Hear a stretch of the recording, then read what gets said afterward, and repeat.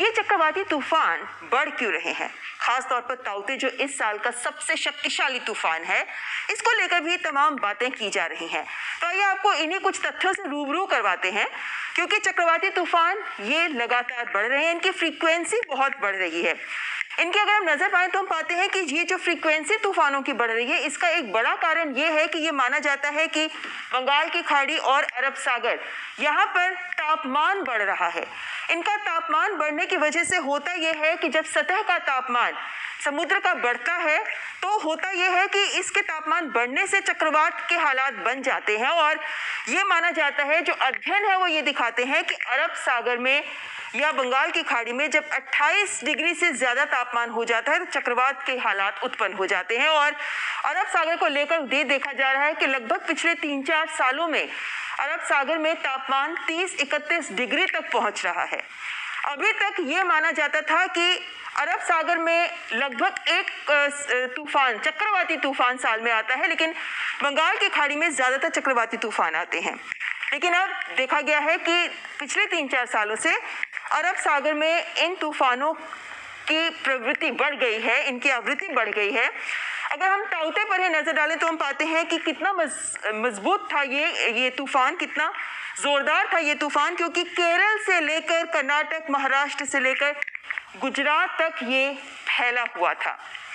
अगर हम कुछ आंकड़े भी दिखाते हैं आपको तो हम ये पाते हैं कि जो तापमान बढ़ रहा है इससे तो ये तूफान ज़्यादा हो ही रहे हैं, इनकी आशंका बढ़ ही रही है।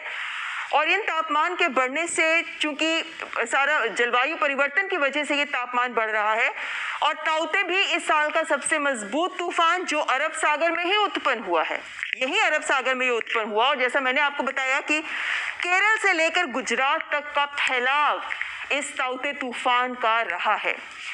वैसे अगर हम देखें तो हम पाते हैं कि हमारे देश के पास 1891 से ही तूफानों का रिकॉर्ड उपलब्ध है, और तब से लेकर अब जो रिकॉर्ड हैं वो यही दिखाते हैं कि अरब सागर में कम तूफान आते हैं बनिस्बत की बंगाल की खाड़ी के। बंगाल की खाड़ी में ज़्यादा तूफान आते हैं, लेकिन जैसा हम बता रहे हैं कि 3-4 साल से ये तस्वीर लगातार बदली है। कैसे बदली है ये तस्वीर? अगर हम आंकड़े आपके सामने रखें तो ये देखते हैं हम कि साल 2018 की अगर हम बात करते हैं तो जहां बंगाल की खाड़ी में 4 तूफान आए हैं तो अरब सागर में 3, जो अमूमन साल में कभी 1 आता था। 2019 की बात करें तो बंगाल की खाड़ी में 3, अरब सागर में ये बढ़ गए हैं, यानी यहाँ पर 5 चक्रवाती तूफान आए हैं। साल 2020 में देखें तो भी यही दिखा है हमें कि बंगाल की खाड़ी में साल 2020 में अगर 3 आए हैं तो अरब सागर में 2 आए हैं, लेकिन फ्रीक्वेंसी बढ़ रही है। यानी 2014 से 2019 तक का अगर आकलन करें तो ये देखा गया है कि 32% फ्रीक्वेंसी चक्रवाती तूफानों की बढ़ गई है।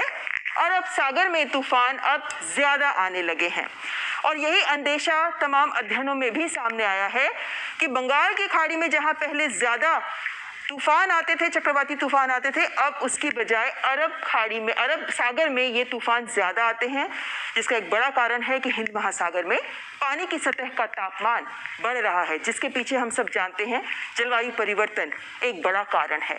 लेकिन यही ये भी दिखाता है कि मई और जून के महीने जब ये तूफान हर साल लगभग आते ही हैं, अभी भी मई के अंत में एक और तूफान बन रहा है जिसकी तैयारी भी हो रही है, जो बंगाल की खाड़ी में आएगा, जिसके बारे में आपको बताएंगे। और जो राहत बचाव कार्य हो रहा है और जो ये परिवर्तन दिख रहे हैं हमें, जलवायु परिवर्तन, इन सब पर चर्चा करेंगे। लेकिन इससे पहले यहाँ वक्त एक ब्रेक का, आप देखते रहें न्यूज़ नाइट।